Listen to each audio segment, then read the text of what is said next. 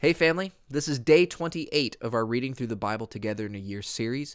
Today we're covering Exodus chapters 37 through 40. We'll be finishing Exodus today. Woohoo, we made it. But where we're at is that Israel has donated a lot of things to the building of the tabernacle, and so they're in it. They're building the tabernacle, they're putting it together, and so let's see how that goes. And Bezalel made the ark of hardwood, 2.5 cubits long, 1.5 cubits wide, and 1.5 cubits high, plating it inside and out with the best gold, and putting an edge of gold all around it.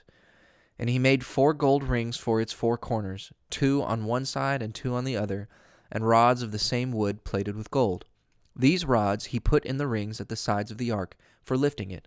And he made the cover all of gold, 2.5 cubits long, and 1.5 cubits wide. And he made 2 winged ones, hammered out of 1 bit of gold, for the 2 ends of the cover, placing one at one end and one at the other. The winged ones were part of the cover, and their wings were stretched out over the cover. The faces of the winged ones were opposite one another and facing the cover. And he made the table of hardwood, 2 cubits long, 1 cubit wide, and 1.5 cubits high, plating it with the best gold and putting a gold edge all around it. And he made a frame all around it, about as wide as a man's hand, edged with gold all around. And he made 4 gold rings, and put the rings at the corners of its 4 feet. The rings were fixed under the frame to take the rods with which the table was to be lifted. The rods for lifting the table he made of hardwood plated with gold. And all the table vessels, the plates and spoons and basins and the cups for liquids, he made of the best gold. Then he made the support for the lights, all of the best gold. Its base and its pillar were of hammered gold. Its cups and buds and flowers were all made out of the same metal. It had 6 branches coming out from its sides, 3 from one side and 3 from the other, every branch having 3 cups made like almond flowers, every cup with a bud and a flower on all the branches. And on its pillar 4 cups like almond flowers, every one with its buds and its flower, and under every 2 branches a bud made with the branch for all 6 branches of it. The buds and the branches were made of the same metal, altogether one complete work of the best hammered gold. And he made the 7 vessels for the lights, and all the necessary instruments for it, of gold. A talent of the best gold was used for the making of it and its vessels. And he made the altar for the burning of spices, using the same hardwood. It was square, 1 cubit long, and 1 cubit wide, and 2 cubits high, the horns made of the same. The top and the sides and the horns were all plated with the best gold, and he put an edge of gold all around it. And he made 2 gold rings, placing them on the 2 opposite sides under the edge to take the rods for lifting it. The rods he made of the same hardwood, plating them with gold. And he made the holy oil and the perfume of sweet spices for burning, after the art of the perfume maker. The altar of burnt offerings he made of hardwood, a square altar, 5 cubits long, 5 cubits wide, and 3 cubits high. And he put horns at its 4 angles made of the same, plating it all with brass. And brass was used for all the vessels of the altar, the baskets and the spades, the basins and the meat hooks, and the fire trays. All the vessels he made of brass. And he made a network of brass for the altar, under the frame round it, stretching halfway up. And 4 rings for the 4 angles of this network to take the rods. The rods he made of hardwood plated with brass. He put the rods through the rings at the opposite sides of the altar for lifting it. He made the altar hollow, boarded in with wood. And he made the washing vessel of brass on a brass base, using the polished brass looking-glasses given by the women who did work at the doors of the tent of meeting. To make the open space, he put hangings on the south side of the best linen, 100 cubits long. Their 20 pillars and their 20 bases were brass, and the hooks of the pillars and their bands were of silver. And for the north side, hangings 100 cubits long, on 20 brass pillars in brass bases with silver hooks and bands. And on the west side, hangings 50 cubits long, on 10 pillars and 10 bases with silver bands. And on the east side, the open space was 50 cubits long. The hangings on the one side of the doorway were 15 cubits long, on 3 pillars with their 3 bases, and the same on the other side of the doorway. On this side and on the hangings were 15 cubits long, on 3 pillars with their 3 bases. All the hangings were of the best linen, and the bases of the pillars were of brass. Their hooks and the bands around the tops of them were silver. All the pillars were ringed with silver. And the curtain for the doorway of the open space was of the best linen, with designs of blue and purple and red and needlework. It was 20 cubits long and 5 cubits high, to go with the hangings around the sides.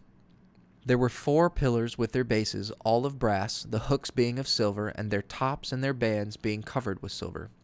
All the nails used for the house and the open space around it were of brass. This is the price of the making of the house, even the house of witness, as it was valued by the word of Moshe, for the work of the Levites under the direction of Ithamar, the son of Aaron the priest. Bezalel, the son of Uri, the son of Hur, of the tribe of Yehuda, made everything as the Lord had given orders to Moshe.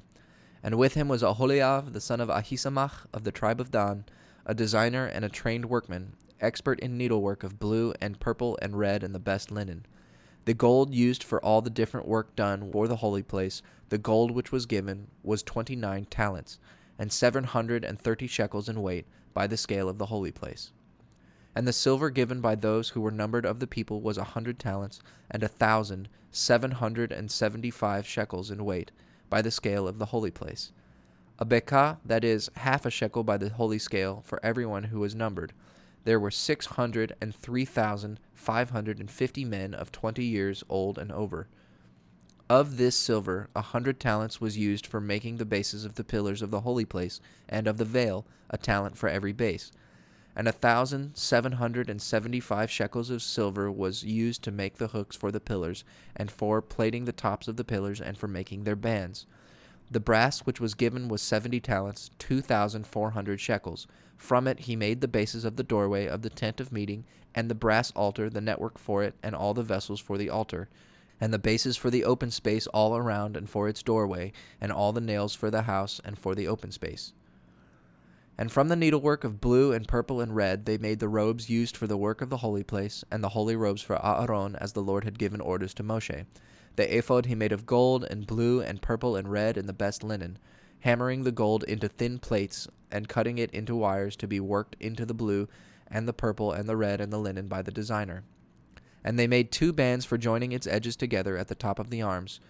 And the beautifully worked band which went on it was of the same design and the same material, worked in gold and blue and purple and red and twisted linen work, as the Lord gave orders to Moshe. Then they made the burial stones, fixed in twisted frames of gold, and cut like the cutting of a stamp, with the names of the children of Israel. These he put on the ephod over the armholes, to be stones of memory for the children of Israel, as the Lord had said to Moshe. The priest's bag was designed like the ephod, of the best linen worked with gold and blue and purple and red. It was square and folded in 2, as long and as wide as the stretch of a man's hand. And on it they put 4 lines of stones. In the first line was a carnelian, a chrysolite, and an emerald. In the second, a ruby, a sapphire, and an onyx. In the third, a jacinth, an agate, and an amethyst. In the fourth, a topaz, a beryl, and the jasper. They were fixed in twisted frames of gold. There were 12 stones for the 12 tribes of Israel. On every one the name of one of the tribes of Israel was cut, like the cutting of a stamp. And on the bag they put gold chains twisted like cords. And they made 2 gold frames and 2 gold rings, the rings being fixed to the ends of the priest's bag. And they put the 2 twisted chains on the 2 rings at the end of the priest's bag. And the other 2 ends of the chains were joined to the 2 frames and fixed to the front of the ephod over the armholes. And they made 2 rings of gold and put them on the 2 lower ends of the bag on the inner side nearest to the ephod. And 2 other gold rings were put on the front of the ephod, over the armholes, at the join, and over the worked band. And the rings on the bag were fixed to the rings of the ephod by a blue cord, keeping it in place over the band, so that the bag might not get loose, as the Lord gave orders to Moshe. The robe which went with the ephod was made of all blue, with a hole at the top in the middle, like the hole cut in a coat of a fighting man, edged with a band to make it strong. The skirts of the robe were worked all around with fruits in blue and purple and red made of twisted linen. And between the fruits, all around the skirt, they put gold bells, as the Lord gave orders to Moshe. All around the skirt of the robe were bells and fruits in turn. The coats for Aaron and his sons they made of the best linen, and the twisted headdress for Aaron, and beautiful headdresses of linen and linen trousers, and a linen band worked with a design of blue and purple and red, as the Lord had said to Moshe. The plate for the holy crown was made of the best gold, and on it were cut these words, Holy to Yahweh. It was fixed to the headdress by a blue cord, as the Lord had given orders to Moshe. So all the work in the house of the tent of meeting was done, as the Lord had given orders to Moshe.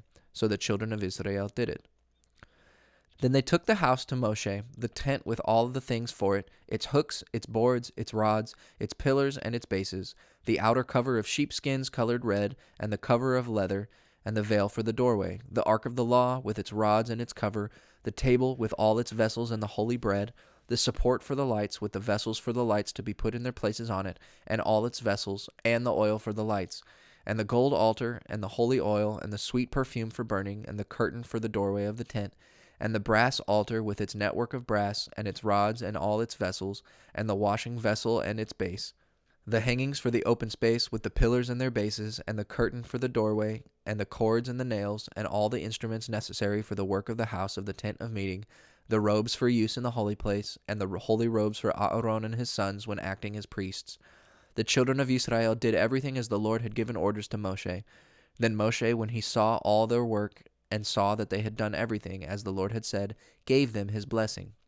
And the Lord said to Moshe, On the first day of the first month you are to put up the house of the tent of meeting, and inside it put the ark of the law, hanging the veil before it, and put the table inside, placing all the things on it in order, and put in the support for the lights, and let its lights be burning. And put the gold altar for burning perfumes in front of the ark of the law, hanging the curtain over the doorway of the house. And put the altar of burned offerings before the doorway of the house of the tent of meeting, and let the washing vessel with water in it be put between the tent of meeting and the altar.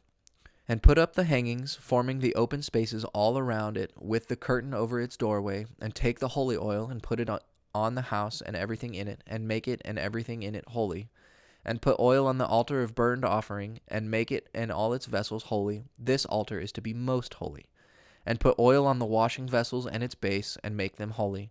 Then let Aaron and his sons come to the door of the tent of meeting, and after washing them with water, you are to put on Aaron the holy robes, and you are to put oil on him, and make him holy, so that he may be my priest. And take his sons with him, and put coats on them, and put oil on them as you did on their father, so that they may be my priests. The putting on of oil will make them priests forever, from generation to generation. And Moshe did this, as the Lord gave him orders, so he did. So on the first day of the first month in the second year, the house was put up. Moshe put up the house, placing its bases in position and lifting up its uprights, putting in the rods and planting the pillars in their places, stretching the outer tent over it and covering it, as the Lord had given him orders. And he took the law and put it inside the ark, and put the rods at its side and the cover over it. And he took the ark into the house, hanging up the veil before it, as the Lord had given him orders. And he put the table in the tent of meeting on the north side outside the veil. And he put the bread on it in order before the Lord, as the Lord had said. The support for the lights he put in the tent of meeting, opposite the table on the south side, lighting the lights before the Lord, as the Lord had given him orders. And he put the gold altar in the tent of meeting in front of the veil, burning sweet perfumes on it, as the Lord had given him orders. And he put up the curtain at the doorway of the house, and at the door of the house of the tent of meeting he put the altar of burned offerings, offering on it the burned offering and the meal offering, as the Lord had given him orders. And between the altar and the tent of meeting he put the vessel with water in it for washing. In it the hands and the feet of Moshe and Aaron and his sons were washed whenever they went into the tent of meeting, and when they came near the altar, as the Lord had given orders to Moshe. And he put up the hangings forming the open space round the house of the altar, and put the curtain over the doorway. So Moshe made the work complete. Then the cloud came down covering the tent of meeting, and the house was full of the glory of the Lord, so that Moshe was not able to go into the tent of meeting, because the cloud was resting on it. And the house was full of the glory of the Lord. And whenever the cloud was taken up from the house, the children of Israel went forward on their journey, but while the cloud was there, they made no move till it was taken up. For the cloud of the Lord was resting on the house by day, and at night there was fire in the cloud, before the eyes of all the people of Israel, and so it was through all their journeys. So here we've done it. We've gotten to the end of Exodus. Now we've covered Genesis and Exodus fully. Only 64 books left to go. But anyways, at the end of this reading that we have today, we're thinking still about the tabernacle and all of these detailed instructions that we've had. 6 chapters worth of instructions and then 6 chapters worth of actually them putting it together. That's a lot of time and detail towards this tabernacle. And this tabernacle is a huge deal to the Israelites because most of the time in ancient history, gods had specific locations and specific temples, and they were associated with specific lands. But at this point in the story, we're seeing a God that is nomadic, a God that spends time with his people, a God that goes with them in this non-permanent tent dwelling, right? This tent can move with them. And so that's just first off, a beautiful way of seeing the relationship between Yahweh and his people versus all of the other gods and their peoples, and however that works. But right here at the end, they get the tabernacle built and put together, and then Moses can't go into it. And so we're going to start into the book of Leviticus, and we're going to see why Moses couldn't go into it. But think on some of these things and have a wonderful day.